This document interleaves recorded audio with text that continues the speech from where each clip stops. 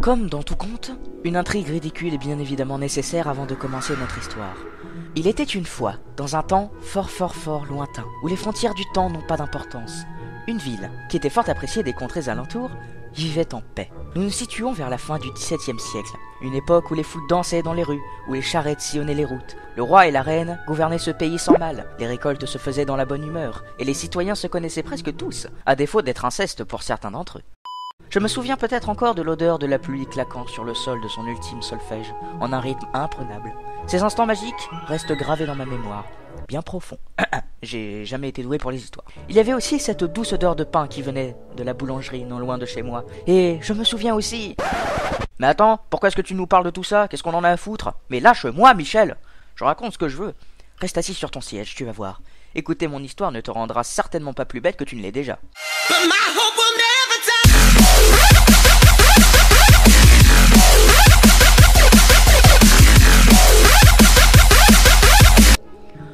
Non, pas de MLG au XVIIe siècle, hors de question.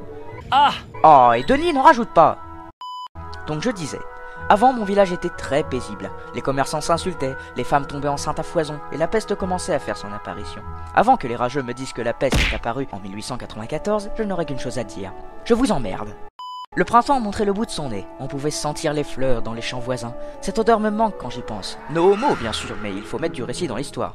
Sinon cette vidéo sans but ne sera pas vue du grand public qui est celui de Loonyside Family.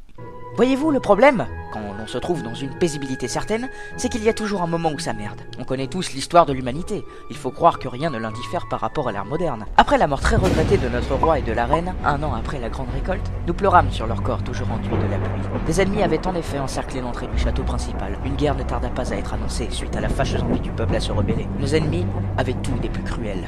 Nageoires acérées, carapace endurcie 9 mm, dorure argent 125, 5 kg, regard dévastateur et une vitesse procurant des migraines certaines, protection double épaisseur, capacité à se camoufler avec les autres herbes et j'en passe. Pour vaincre ces créatures de l'enfer, 15 000 soldats de nos troupes, de braves hommes bien entraînés, une armée qui se prépare à déchaîner leur puissance dans la guerre, la plus torride qui ne fut jamais organisée. Certes, les tortues ont eu le roi, mais elles ne nous auront pas. Telle était la devise, certes ridicule, de nos troupes les plus motivées.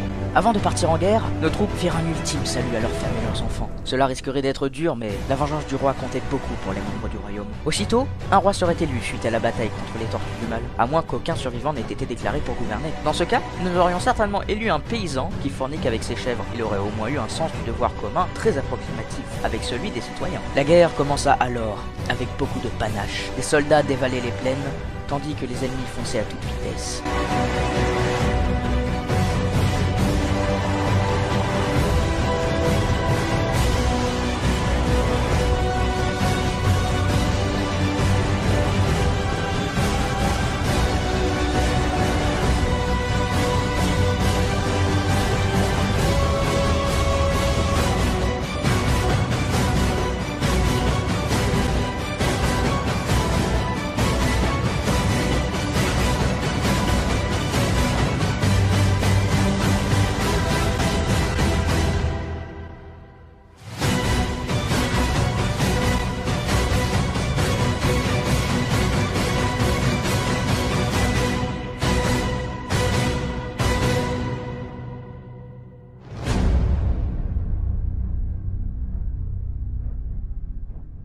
Après une bataille acharnée, un chevalier était retrouvé vainqueur parmi toutes les élites tombées au combat. Il allait certainement devenir roi. Il se voyait presque le devenir. Hélas, un peu trop à l'avance, car, malheureusement...